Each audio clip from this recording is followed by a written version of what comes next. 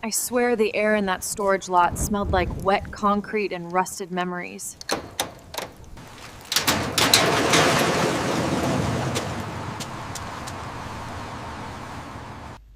I stood there, belly round as the moon, one hand bracing my back, the other clutching this tiny brass key with the number 219 stamped on it.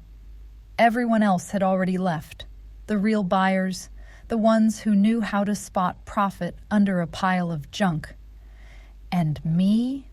I was just some pregnant woman with $20 left and the kind of hope that borders on madness. The metal door rattled when I touched it. That sound went straight through me, sharp, hollow, final. When I lifted it, the smell hit first. Mussed old paper, rain-soaked wood, a life shut away and forgotten. Inside, nothing but shadows and dust. A rocking chair missing a slat, a crooked lamp, boxes that had sagged under their own weight. I should have felt stupid. I probably looked it. But something about that space, it didn't feel empty. It felt paused, like whoever packed it up had meant to come back, but life got in the way. I took one step inside, and the floor creaked under me like it was sighing, and that's when I saw it, half buried under a torn quilt, tucked in the corner like a secret, a wooden box, carved, dark, the kind of thing that looks like it belongs to someone who couldn't bear to throw it away. I knelt down, slow, awkward, one hand on the ground to balance the belly. And when my fingers brushed the wood, something in me went still. The latch was cool, old, and it clicked open like it had been waiting for me. Inside, I saw a flicker of color, paper, maybe fabric. I didn't pull it out, not yet, because in that second, I swear I felt watched. Not by anyone real, but by time. That box didn't feel like junk. It felt personal, heavy in a way that had nothing to do with weight. And as I held it, the baby moved, a soft, deliberate kick, right beneath my ribs. Almost like he was responding. I whispered, "What do you think, little one?" "You want to see what's inside?" But I didn't open it. Not yet, because something in me knew whatever was waiting in that box. It wasn't just somebody else's story. It was mine too. And the craziest part, the next time I opened it, my whole life would split in two, before the box and after.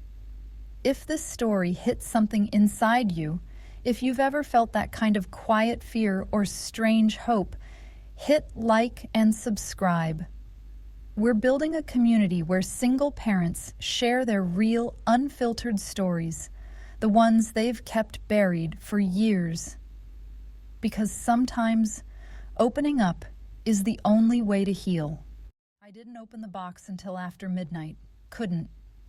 It sat on my kitchen table for hours while I just stared at it. The lamplight caught the carvings, vines and flowers looping around each other like something alive. I made a cup of tea I didn't drink, scrolled through listings for baby cribs I couldn't afford, and pretended not to see the stack of final notice envelopes by the sink. But my eyes kept drifting back to that box.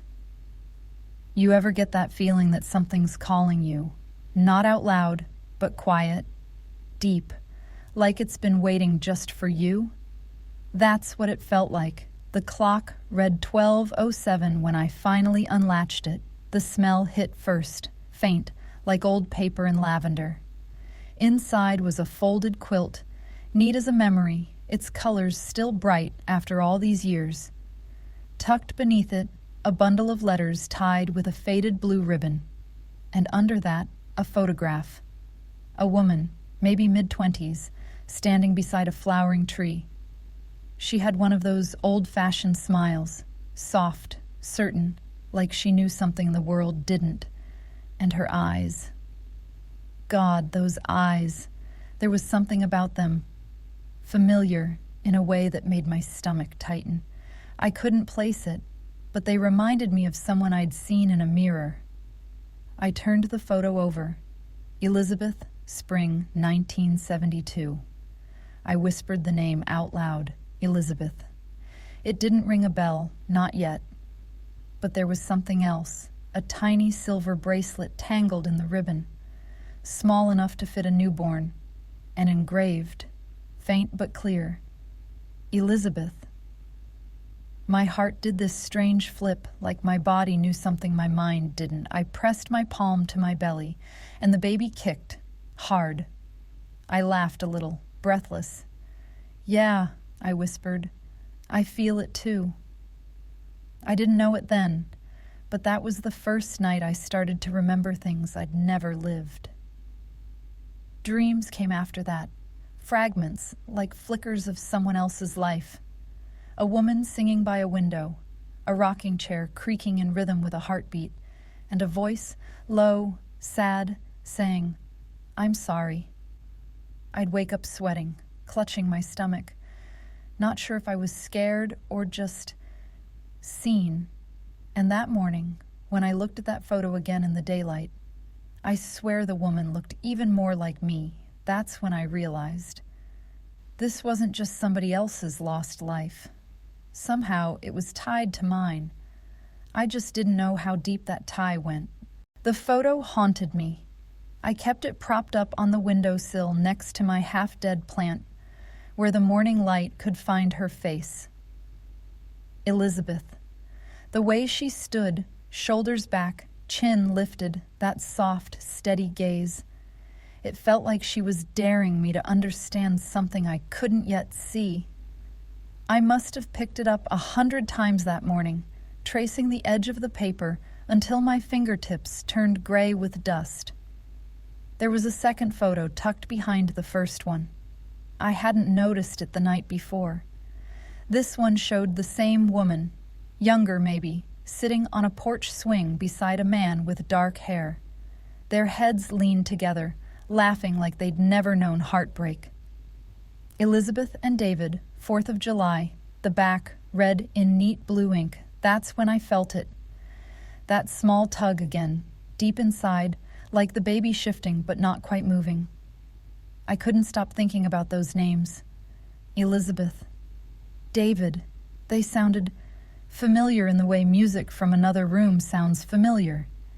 You can't hear the lyrics, but you know the tune. I should have been packing for the prenatal appointment I was already late for, but instead I found myself Googling Elizabeth Collins, Ohio, 1970s. Nothing but obituaries and family reunion posts. Then one name caught my eye. A nursing license from Springfield, issued 1975, still active for someone named Elizabeth A. Collins. My chest tightened. It couldn't be her. Could it? I told myself I was being ridiculous, that it was just coincidence. Plenty of Elizabeths in the world. But still, my fingers hovered over the phone. I called Mom. She answered on the second ring. "Sarah? Everything okay? You sound strange." "Yeah, I'm fine," I lied. "Hey, can I ask you something random?" "Sure, honey." "Did you ever know anyone named Elizabeth Collins?" Silence. The kind that stretches so long you start counting your own breaths. "No, sweetheart," she said finally. "Why?" "Just a name I came across." Thought maybe it was family or something. Another pause. Then softer, cautious. "Sarah, is this about the storage unit?" I froze. "How'd you mentioned it yesterday." "Don't get too attached to other people's leftovers, okay?" "You've got enough to carry." I said, "Yeah," hung up, and sat there staring at the phone like it had just lied to me, because I'd never told her the name. That night, I pulled the box closer and ran my thumb over the carved vines. For a second, I could almost swear they pulsed under my skin, like something breathing. I didn't sleep. Not really. Every time I closed my eyes, I saw her face. The same eyes, the same smile, until the difference between her and me started to blur. And when I finally drifted off, I dreamed of hospital corridors, of the smell of antiseptic and baby powder, of a woman's voice whispering, "She'll never know." When I woke, my pillow was wet. I couldn't tell if it was sweat or tears. That morning, I made a decision. I was going to find out who Elizabeth Collins really was and why her box ended up in my hands. If only I'd known where that search would lead. By the next morning, I couldn't take it anymore. Every time I looked at that photo, it was like it was staring back, waiting. So I did something I hadn't done in years. I called my Aunt Catherine. Now, you've got to understand, me and Catherine, we don't talk. Not since Dad's funeral, when the family blew up over the inheritance. She's the kind of woman who wears perfume that smells like money and talks like every word costs $100. But she's also the one person who might know something about our family no one else would admit. She picked up on the fourth ring, sharp as ever. "Sarah, what's wrong? I almost hung up right there." "Nothing's wrong," I said, though my voice cracked like it hadn't gotten the memo. I wanted to ask about someone. A name. Pause. "You sound nervous. What name?" "Elizabeth Collins." Silence. Again. Only this one wasn't blank. It was heavy, like she'd been waiting her whole life for that name to stay buried. Then she spoke, and her voice went thin. "Where did you hear that?" "I found some things that belonged to her," I said carefully. "Letters, photos, from a storage unit I bought." "You what?" "I just need to know who she is. You knew her, didn't you?" Her breath caught, loud enough for me to hear it through the line. Then her voice turned cold, clipped, the way she talked when she was lying but pretending not to. "Elizabeth has nothing to do with you, Sarah. Leave it alone." "But she's connected to our family somehow, isn't she?" I said, "Drop it." Click. Just like that. "Call over." I sat there, phone still pressed to my ear, listening to the dial tone like it was trying to fill in the silence she left behind. Elizabeth had nothing to do with me, so why did Catherine sound scared? The baby kicked, hard, and I doubled over a little, catching my breath. "Easy, sweetheart," I whispered. "I know. I feel it too." Because it wasn't just curiosity anymore. It was instinct. That box didn't find me by accident. And deep down, I knew Catherine's reaction meant one thing. This story wasn't over. It was just beginning to crawl out of the dark, and whatever it was hiding, it was coming straight for me. If you've ever followed a gut feeling you couldn't explain, hit that like button. We're building a space for real parents, real stories, and the kind of truth you can't keep buried forever. Subscribe and stay with us, because Sarah's story is just getting started. I told myself I wasn't going to go. That calling Catherine had been enough, that I could let it go, get back to real life, focus on the baby, the bills, the damn storage unit still half full of other people's ghosts. But by the next morning, that lie felt like swallowing glass. So, yeah, I drove to her house. It's funny how people like Catherine never really change. The house looked the same as it did when I was a kid. White shutters, perfect lawn, the smell of money, even the wind seemed to obey. I sat in the car for 10 minutes, palms sweating, telling myself this was stupid. Pregnant women shouldn't go digging up family secrets like grave dirt. But something in me, something small and fierce, said, "Go anyway." When she opened the door, she didn't even hide the shock. "Sarah? What on earth are you doing here?" "I just need to talk," I said. "Please." She hesitated, then stepped aside, arms folded. 5 minutes. Her living room smelled like lemon polish and old guilt. I took a seat on the edge of her couch, holding my belly like armor. "I know Elizabeth was connected to us," I said quietly.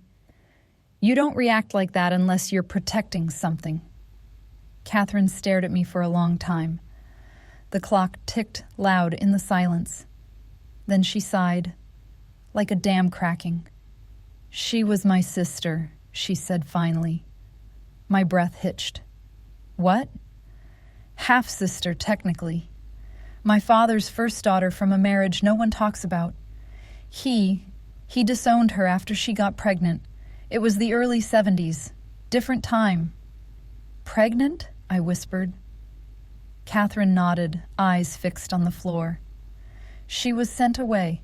My father wanted to protect the family name.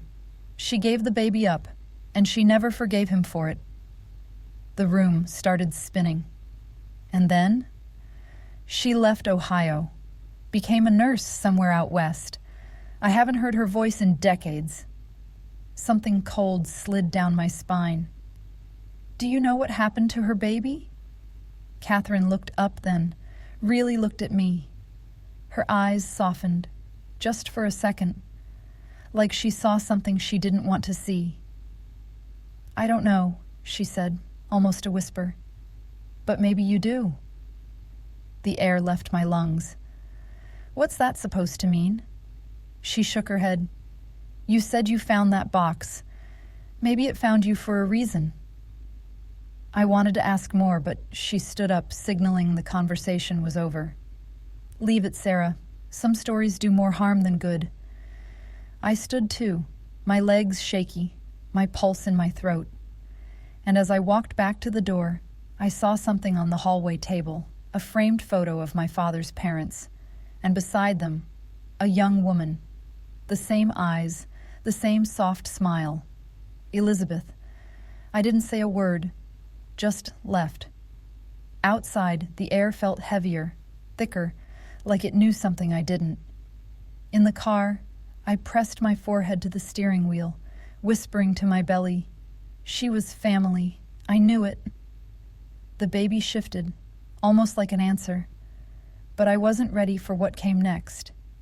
Because later that night, I got a call that changed everything, and it wasn't from Catherine. It came just past midnight, unknown number. For a second, I thought it might be Catherine changing her mind, guilt calling back. But when I answered, the voice was older, raspier, careful. "Is this Sarah Matthews?" "Yes, who's this?" "My name's Ruth Anderson. I was a friend of Elizabeth Collins." My heart nearly stopped. She told me if anyone ever reached out using that name, I should answer. I couldn't speak. My throat just closed. She said one day someone might come looking, someone who looked like her. I finally managed. You knew her?" "For nearly 50 years. We were nurses together. She was like a sister to me."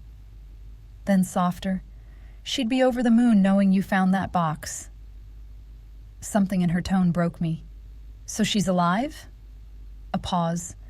Then, "She was, last I heard, but she was very ill when we last spoke. Cancer." I gripped the phone so hard my knuckles ached. "She talked about a daughter she gave up," Ruth said. "Said she hoped the world had been kind to her." I couldn't breathe. Ruth whispered, "You're that daughter, aren't you?" I didn't answer. I didn't need to. "I think it's time we met," she said. "There are things she wanted you to know." And that's how I ended up driving 2 towns over the next morning, chasing a ghost who suddenly felt too real to be one. But Ruth wasn't the only one waiting for me. The cafe smelled like burnt coffee and rain. Ruth spotted me first. Small woman, white hair, eyes sharp enough to cut through pretense. "You have her eyes," she said, as soon as I sat down. I almost laughed. "People keep saying that." "She used to say she'd recognize you by them." Ruth slid a photo album across the table. Yellowed pages filled with nurses in crisp uniforms, smiling babies, hospital corridors. And there she was, Elizabeth, young, confident, alive. "She gave up a baby in 73, Ruth said quietly. "A little girl she called Hannah, though the records never kept the name. Years later, she got pregnant again." My stomach turned. Me, Ruth nodded. She didn't want to repeat the past. But her father found out, threatened to ruin your aunt financially if she kept you. So, she made the same sacrifice twice. I sat there shaking, staring at a woman who'd loved me before I ever took a breath. Ruth reached into her bag and handed me an envelope. She wrote this for you the day you were born. Said if life ever brought you back, you deserved to hear it from her own words. I traced my name on the paper. To my daughter. I couldn't open it. Not yet, because before I could, I had to find her first. If this story's pulling at something in you, hit that like button. We're building a space where single parents can finally speak their truths out loud. Subscribe. Your story might be the next one someone needs to hear. Ruth gave me 2 addresses, an old house in Springfield and a hospital called Mercy General. Elizabeth had worked there for years. The house was gone, sold, repainted, new family inside. But at Mercy General, one name still lingered in the HR records. The clerk frowned at her screen. She took medical leave 3 years ago, never came back. Did she leave a forwarding address? A hesitation. Then quietly, Brighton Medical Center, Cleveland. Clinical trial. My knees nearly buckled. Cleveland, 5 hours away. But the baby was due in 7 weeks, and my blood pressure had already been flagged as too damn high. Didn't matter. I was going. Because if she'd spent her life searching for me, the least I could do was find her before it was too late. 2 days later, a package arrived from Ruth, Elizabeth's old nursing textbook. Inside it, tucked between pages, was a small leather journal. First line, diagnosis confirmed, stage 2B. I read every page like scripture, her handwriting neat, calm, clinical at first, then slowly unraveling into fear, hope, and heartbreak. Halfway through, one line stopped me cold, thinking more about the daughter I never knew. Should I try to find her? Later pages trembled with exhaustion. Time may be running out. Maybe someday she'll find this. Maybe she'll find me. And at the bottom of the last page, left letter with Ruth. Continued paying storage for 1 more year, just in case. I pressed the book to my chest and sobbed. She'd known I would come. Somehow, she'd believed it. And for the first time in my life, I believed in fate. I finally opened that letter Ruth had given me. My dearest daughter, it began. If you are reading this, then somehow, against all odds, my things have reached you. She wrote about love and regret, about how giving me up wasn't abandonment, it was protection. She wrote about my father, David Mitchell, a kind man who never knew I existed. And at the end, I am at Brighton Medical Center until December. If the world is kind, perhaps we will meet. The date, 6 months ago. Still alive then. Maybe still alive now. I folded the letter carefully, whispering, "Hold on, Mom. I'm coming." I just didn't know what it would cost to get there. If you've ever chased hope when everyone told you to rest, hit like, share, and subscribe. These are the stories that remind us how strong a heart can be.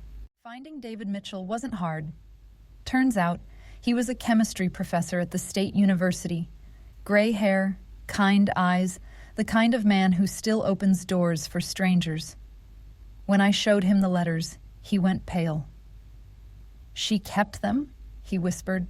"All these years?" Then I told him. "She had 2 daughters, David. I'm the second." He took off his glasses, rubbed his eyes. "I never knew. God forgive me, I never knew." He agreed to a DNA test right there. "If there's even a chance, I want to know." 2 weeks later, the results came back. 99.9%. He cried. I did too. And suddenly, I wasn't just a mother-to-be. I was someone's daughter again. Dr. Wilson wasn't thrilled about the idea of a road trip in my condition, but she finally gave me permission, with rules, Frequent breaks, no stress, no driving myself. David insisted on coming. We drove to Cleveland under gray skies, the highway slick with drizzle. Every mile felt like shedding another layer of the unknown. By the time the skyline appeared, my hands were shaking. Brighton Medical Center loomed ahead, glass, steel, and something that felt like destiny. I didn't know if I was about to meet my beginning or my ending. At reception, I told them the truth. I'm looking for Elizabeth Collins. She's my birth mother. Please. They couldn't confirm anything. Privacy laws, protocols. But the receptionist's eyes softened. Try the clinical trials office, she murmured. 4th floor. There, a young assistant listened to our story, then disappeared for a long time. When she returned, she said quietly, "Follow me." Down a hall lined with patient photos and flowers wilting in vases, she stopped outside a room. "She's resting," the assistant whispered, "but she asked me to tell you. She's been waiting." My knees almost gave out. I pushed the door open, and there she was, older, thinner, hair silver at the roots. But those eyes, my eyes, she smiled weakly. "Took you long enough." And just like that, time stopped running. We didn't talk much at first. There aren't words big enough for 35 years of missing each other. She held my hand, tracing my fingers like she was memorizing them. "I used to imagine this," she whispered. "Every birthday, every Christmas, I'd picture your face." I told her about the baby, about the storage unit, about how her letters found me. She laughed softly. "You were always meant to." When the nurse came in, Elizabeth squeezed my hand. "I named you Sarah," she said. "In my heart, I always called you that." I couldn't stop crying. "You got it right," she smiled. "Good." We talked until her voice gave out. Before I left, she pressed something into my palm, the little silver bracelet. "For him," she said, nodding at my belly. "So he knows where he comes from." I didn't know that would be the last time I'd hear her voice. 3 weeks later, a small envelope arrived. No return address, just my name in her handwriting. Inside, another letter, shorter this time. Final. "My darling girl, if this reaches you, it means I've gone where pain can't find me. Don't carry my guilt. You were never my mistake. You were my proof that love survives everything. Take care of that baby and yourself. And when you rock him to sleep, think of me."